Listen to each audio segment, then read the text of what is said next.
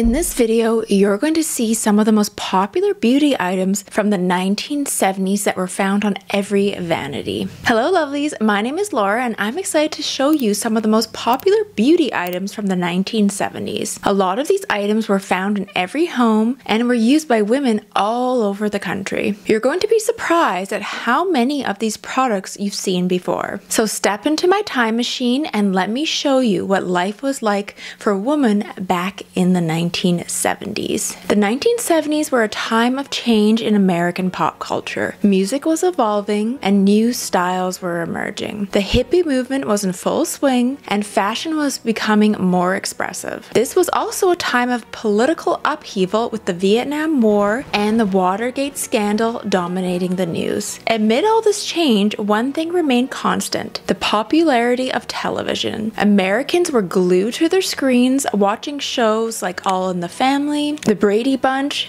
and Charlie's Angels. And while some criticized the growing fascination with celebrity and consumerism, others saw it as a sign of progress. In many ways, the 1970s were a defining moment in American history, a time when anything seemed possible. 1970s pop culture was all about self-expression and having a good time, whether you were into disco, punk rock, or simply enjoying the laid-back California lifestyle. There was something for everyone, and with the advent of new technologies like cable television and the VCR, people had more way to access and consume pop culture than ever before. Of course, not everyone was a fan of the 1970s. Some people felt that the decade was too hedonistic and that it lacked the moral values of previous generations. But whether you loved it or hated it, there's no denying that the 1970s was a truly unique period in American history. The 1970s was a decade of dramatic changes, both in the world and in the world of beauty. American women were increasingly empowered and they began to assert their own sense of style. This was reflected in the rise of female beauty icons like Farrah Fawcett and Cher. Farrah's feathered hair and iconic bikini became synonymous with 1970s glamour, while Cher's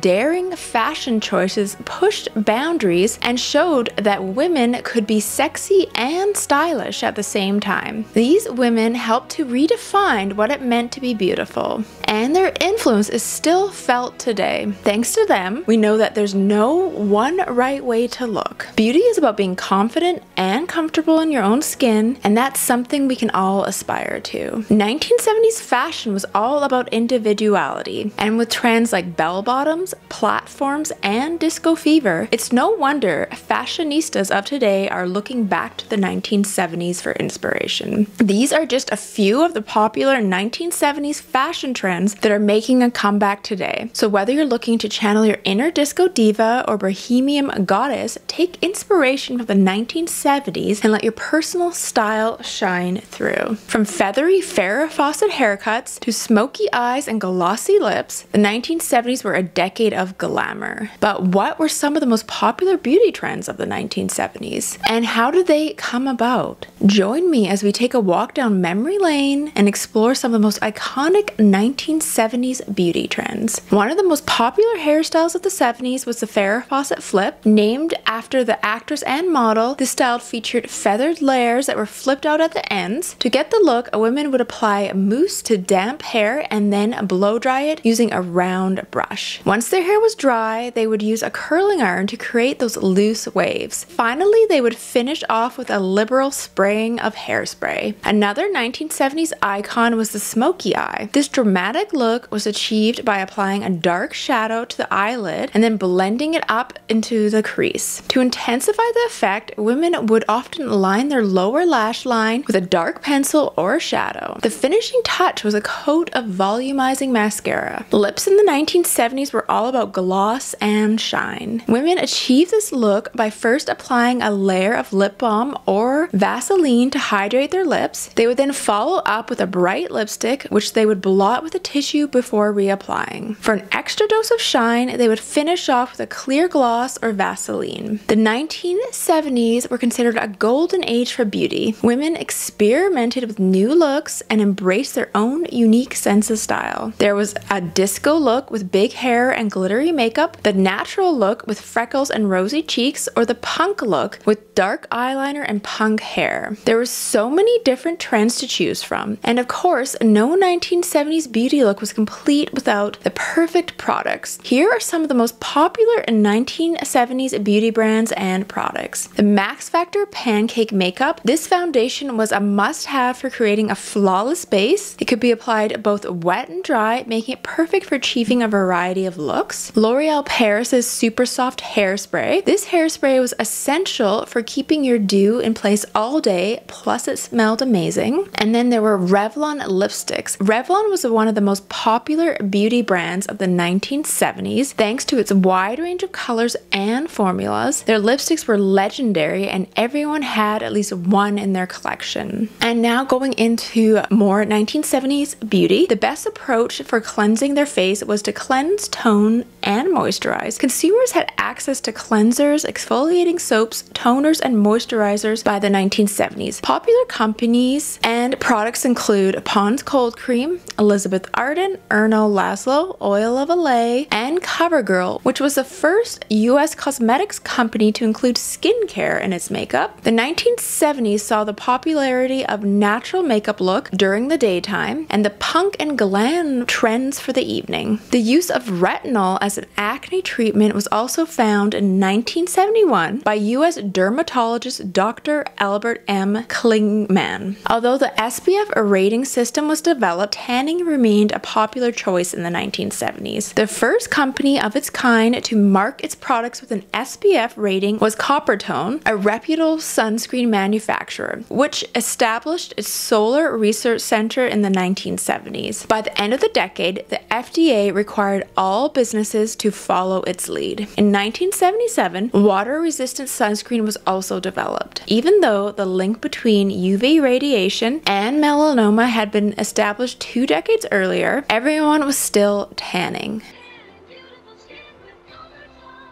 Sunscreen was readily available but hardly ever utilized or seen as an essential. Tan accelerator goods were more widely used, as can be seen in the old-fashioned advertisements. Chemical peels became more widely available and less harsh. Friedlieb Ferdinand Runge, a chemist, is credited for using the chemical peel method for the first time in 1834. Between then through the 1970s, phenol and TCA were the two major solutions used in harsh skin peel treatments. And I feel like the skin peels probably were so intense back then. Dr. Van Scott and Dr. Yu identified the advantage of utilizing AHAs and more superficial peels in 1974. By the late 1980s, these face procedures had been improved to be more accessible and required less downtime. In the 1970s, How to Feel Your Best Self has taken the role of how to be a good housewife in beauty commercials. You already know how terribly sexist beauty commercials were in 1950s fashion and beauty. Women were urged to appear fantastic for their guy or to attract one for years prior to the 1970s decade. Since the company's founding in 1935, an exhibition on the societal changes impacting women has been held by the history of the well-known UK beauty business Boots. According to Sophie Clapp, one of the exhibition's curators, beauty goods were initially advertised to attract men's attention. In the 1970s, there was a sudden change towards doing things more for personal satisfaction instead of satisfying a man. And since this tends to be a reoccurring trend, it still represents the main justification for wearing makeup every day in today's society. The first injectable dermal implant ever made its debut in the 1970s, and this implant contained bovine collagen, which was created in the late 1970s. It received FDA approval in 1981 to be used as a soft tissue filler. The global beauty market grew massively in the 1970s. The ancient Egyptians utilized castor, sesame, and moringa oils to promote smooth, glossy skin and cosmetics to honor their gods more than 6,000 years ago. Although maintaining our look is nothing new, in the 1970s the beauty business developed a more invincible status. Pharmaceutical and cosmetic industries were shown to be nothing more than passing fancies in the 1950s and 1960s, but in the 1970s companies like Estee Lauder began to be regarded seriously and experienced significant growth. Prior to that, the sector was heavily dominated by American corporations, but in the later half of the decade, market expansion in other regions of the world allowed Japanese and European markets to flourish. Makeup and the women's liberation movement in the 1970s. Influences of feminism and the liberty of women were gaining ground. It consequently had an effect on marketing and the cosmetic sector. The most extreme feminists advocated for doing away with makeup because they believed it objectified women. Cosmetic sales in the 1970s were dismal, so advertising had to pivot to capitalize on the opportunity. Brands began to move away from traditional representations of women as sex objects and homemakers to cater to the new independent woman because they were never ones to miss a trick. It had its successes such as Charlie, a 1973 launch from Revlon, aimed at the sassy, independent lady. The advertisement was the first to show a woman wearing pants. It achieved great success. Other businesses then copied it with their fragrances for the emancipated woman. For the emancipated woman, wearing cosmetics and practicing natural feminism was incongruous. Why couldn't she wear cosmetics even if she didn't want to be perceived as a sex object? The habit of applying cosmetics had been entrenched in the minds of many women since birth. Customers began to desire more natural goods as a result, since they now thought that true beauty came from within rather than being artificially enhanced. As a result, the beauty business was pleased to offer goods that were called natural, hardly there, or invisible. It was an invasion that allowed the woman to continue using makeup and purchasing the products. Additionally, there was interest in well-being and self-improvement. More women were becoming aware of product content and ways to enhance their health. In response, the cosmetic companies emphasized the natural components of their goods. And nostalgia was huge in the 1970s. There was a desire for the looks and fashions prominent from the 1920s through the 1950s. Nostalgia was a major trend. For instance, there was a comeback of the 1920s in the first half of the 1970s. The 1920s were brought to life in period pieces including The Boyfriend, 1971, The Great Gatsby, 1974, and The Great Waldo Pepper, 1975. They produced doll-like looks with narrow brows and smoky eyes. In their advertisements for cosmetics, makeup companies like Revlon and Mary Quant incorporated a 1920s inspired aesthetic. The 1940s were likewise remembered fondly in a similar way. However, rather than being an exact replica, the 1940s makeup of the 1970s was more of a homage to the key fashions of the time. Additionally, it was a chance for marketers to capitalize on the nostalgia trend and eventually increase product sales. Films continue to have a significant influence on fashion, and those from the 1920s and 1930s served as inspiration for the Art Deco resurgence. Cabaret was one movie that had a big influence on both the pre-punk movement and the Art Deco revival. It was a story about divine decadence and androgyny in the clubs of Berlin in the 1930s. There was a male with a lot of makeup, boyish girl wearing enormous artificial eyelashes and black and white styling. The Bee Gees' best-selling soundtrack for Saturday Night Fever from 1977 helped make disco more widely accepted. It was the dance craze from the middle of the 1970s to the end of the decade when it went out of style. With sparkling,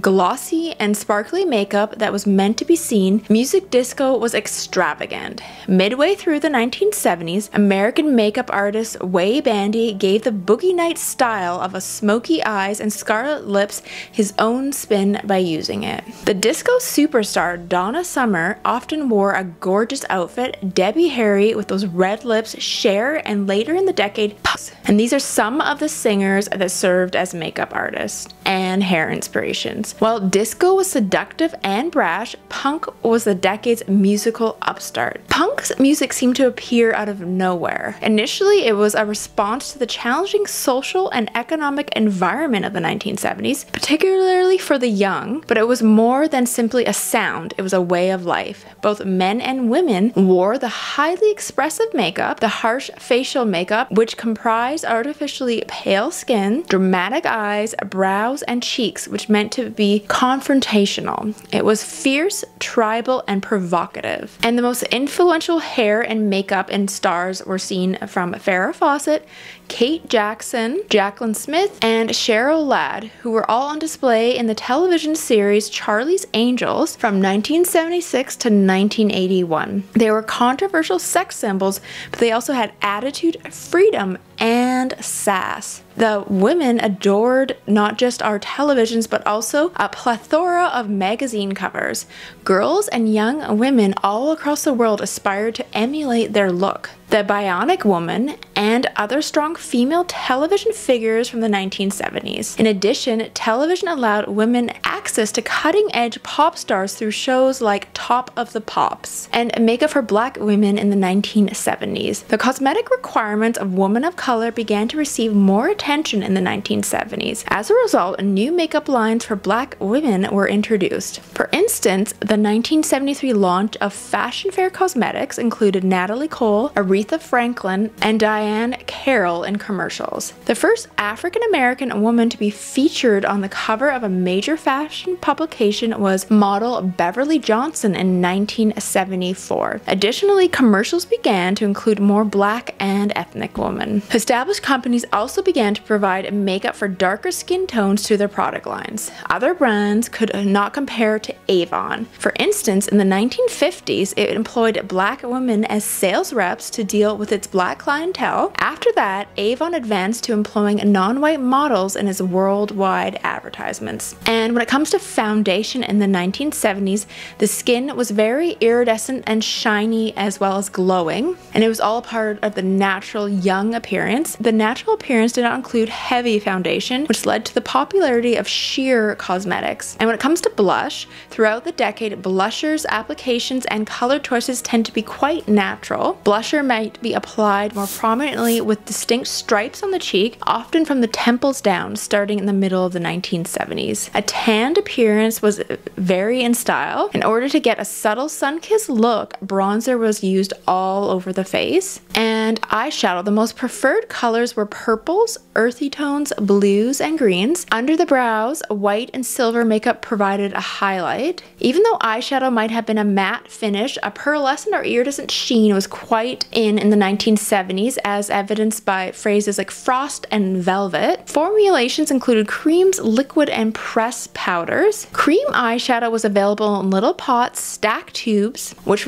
offered a variety of colors, or a stick like a lipstick. There were squeezy tubes and tubes with brush applicators for liquid eyeshadow. Powder eyeshadow was available as either pressed powder in a container or loose powder in tubes with a sponge applicator. There are also multicolored compacts available. Eye crayons have the same appearance as a child's coloring pencil, offered by a number of companies including Max Factor Boots and Revlon. For some makeup styles, the darker eye crease that was so distinct in the 1960s persisted through the 1970s. Now though, it had been mixed to provide a delicate depth with an almond-like or cat-like form. It's interesting to note that many ladies prefer to wear a single color on their entire lids, with the option of a lighter tint behind their brows. In 1970s makeup, there were no sharp edges or angular lines, except for punk. It had a delicate sheen to it. And when it comes to eyeliner, some people might not wear eyeliner if they preferred a more natural appearance. Otherwise, you can use eyeliner on your upper and lower lids as needed originated in the 1970s. An aggressive and well-defined attitude was preferred by punks, goths, and the New Wave Army. Eyeliner was available in pencil and liquid forms with an applicator. Yardley's Easy Liner, for instance, was offered in burgundy brown, gray, blue, black, and green. Younger women and teenagers like to wear a white eyeliner on their upper eyelids right behind black or blue eyeliner. Eyebrows were thin to medium thick, and those were the styles. The Art Deco slim brow, as seen on Liza Minnelli in Cabaret, was reminiscent of the pencil thin brow look. And when it came to mascara, the tube and wand mascaras had replaced the old school mascaras from previous decades. They were available in a variety of colors, including black, brown, blue, green, and gray. Additionally, more vibrant hues, including turquoise, raspberry, and lavender, were produced. The use of mascara varied depending on the person. It could, for instance, be applied subtly or abundantly to both the top and lower lashes. Additionally, it mattered if the makeup was intended for daytime or evening. Last but not least is Maybelline's Great Lash Mascara. This cult classic was first introduced in 1971 and quickly became a beauty must-have thanks to its affordable price and dramatic results. To this day, Great Lash remains one of the most popular mascaras on the market. False eyelashes are still worn by certain ladies. However, the 1960s has seen the end of the huge, showy fake lash trend. Now in the 1970s, a more organic strategy was preferred. And for lipstick, in the early 1970s, deep fruit colors like plum, mulberry, and cranberry were in style. Throughout this decade, pastel colors like peach, raspberry, and pink were popular. Part of the more natural style included earthy colors and nude colors. Early in the 1970s, red lipstick made a resurgence due to the hankering of the 1920s and 1940s. Later in the 1970s, it was also widely used. Sheen lipsticks were worn during the entire decade. Lip gloss was put on top of lipsticks that made them more shiny. And lip gloss with a lot of shine was very trendy in the 70s and targeted primarily towards younger girls and teenagers. These sheer colors of gloss included pinks, plums, nudes, and clear. Flavored lip gloss was also tried with varying degrees of success. Fruity tangs, mint, and foods like bubblegum and cola were among the most popular flavors in the 1970s. While glosses did have an applicator inside the lid of their pots or tubes, the rollerball applicator was particularly popular. Rollerball goods included Maybelline's Kissing Potion and Bon Belle's Lip Smackers. Now let's take a look at some of the most popular beauty brands and products, as well as some very popular commercials from the 1970s. So first on the list is Avon. 1970s